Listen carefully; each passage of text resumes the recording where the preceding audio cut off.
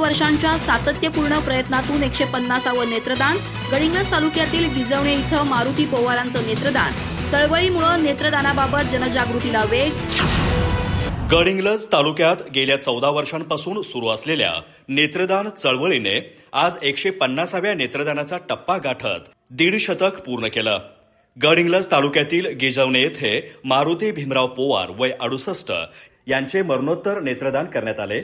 या घटनेमुळे चळवळीच्या सातत्यपूर्ण कार्याची आणखी एक महत्त्वपूर्ण नोंद झाली असून परिसरात त्याचं स्वागत होत आहे.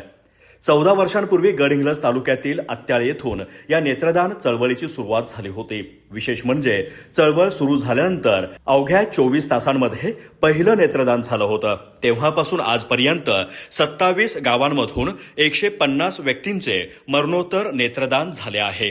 हा आकडा केवळ संख्या नसून समाजात नेत्रदानाबाबत वाढत असलेल्या जागृतीचं प्रतीक मानलं जात आहे.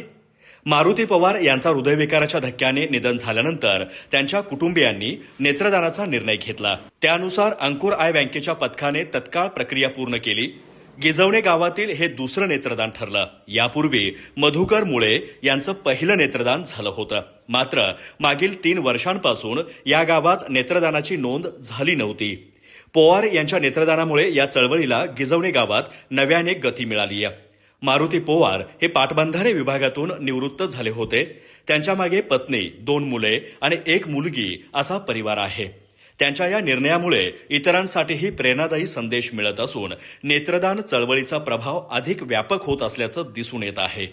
सोमवारी सकाळी 9 वाजता त्यांचं रक्षाविसर्जन होणार आहे. अधिक माहिती आणि ताज्या घडामोडींसाठी आजच आमचे चॅनल सबस्क्राईब करा.